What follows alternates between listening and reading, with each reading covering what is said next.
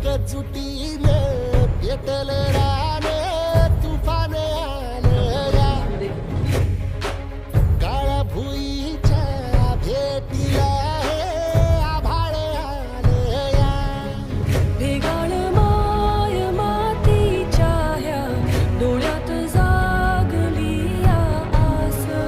घेऊन हात हातामंदी घेतला लेकरांनी ध्यास